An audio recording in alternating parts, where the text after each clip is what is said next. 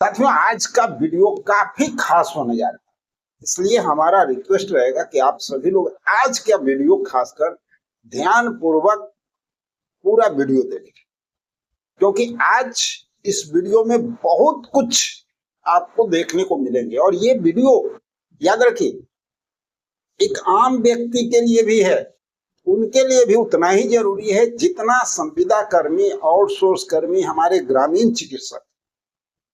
क्योंकि सरकार जब कोई कानून पारित करती है ना, तो सब पे बराबर लागू होता है।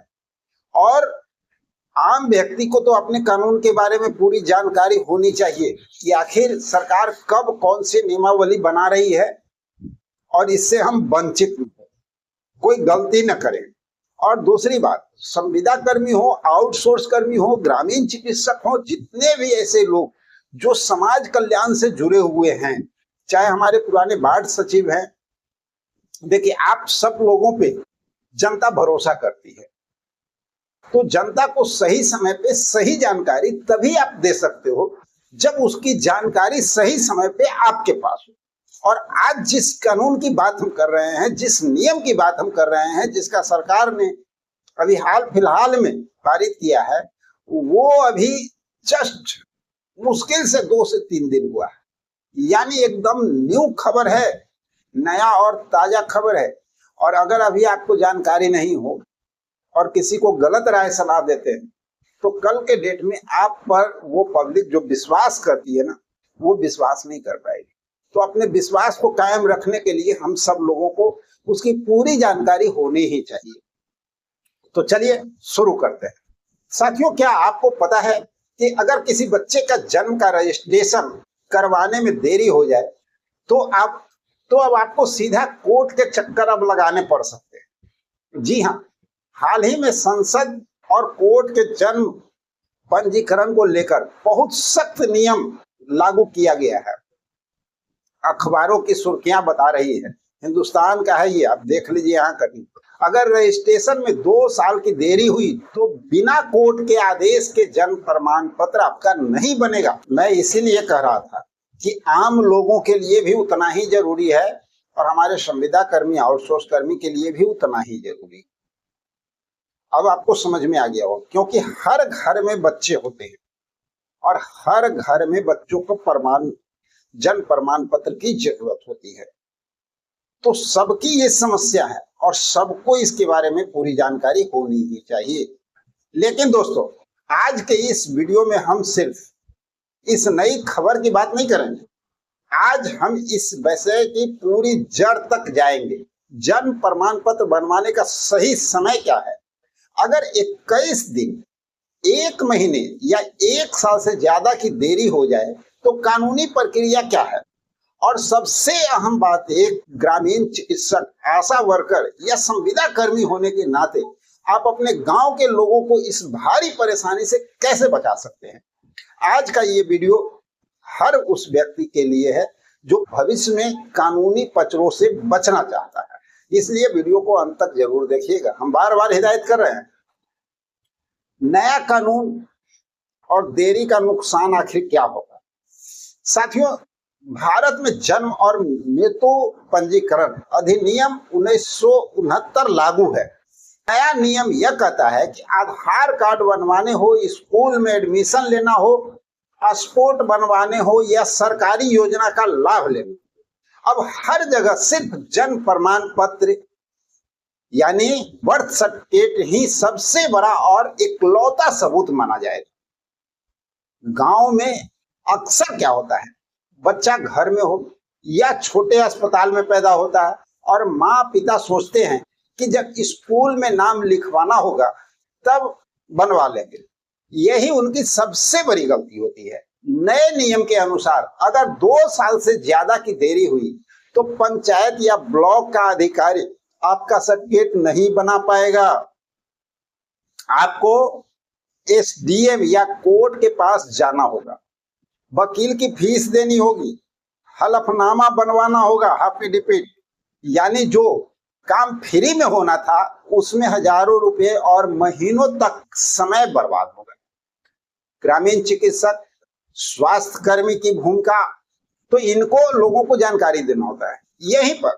यानी हमारे ग्रामीण चिकित्सकों और आशा और आंगनबाड़ी गांव के लोग सबसे पहले आप ही के पास आते हैं।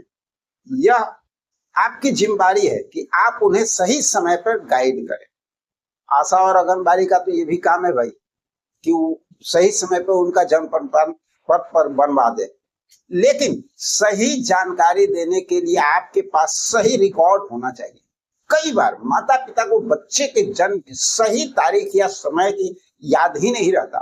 इसलिए मैं हमेशा अपने ग्रामीण चिकित्सक और स्वास्थ्य कर्मी भाई बहन को सलाह देता हूं कि अपनी क्लिनिक या सेंटर पर एक प्रोफेशनल रिकॉर्ड डायरी जरूर रखें, जिसमें आप जन्म का समय, तारीख और बच्चे का वजन नोट कर सकें।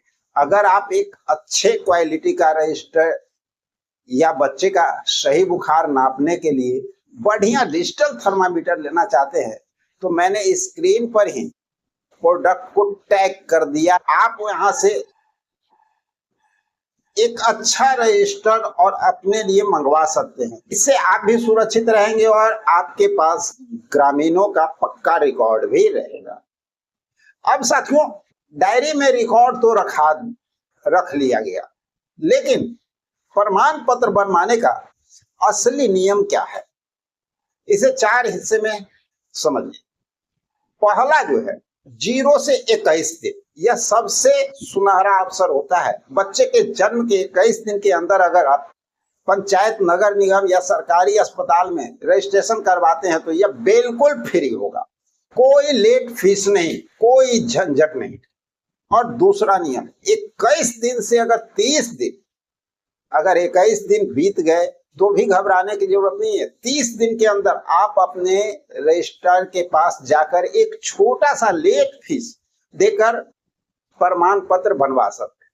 तीसरा नियम, 30 दिन से 1 साल के भीतर अगर 1 महीने पार हो गया तो अब सीधे ब्लॉक या पंचायत से काम नहीं। इसके लिए आपको अनुमंडल दंडाधिकारी यानी SDM या एक्जीक्यूटिव मजिस्ट्रेट की लिखित अनुमति ऑर्डर लेनी होगी और लेट फीस देना होगा।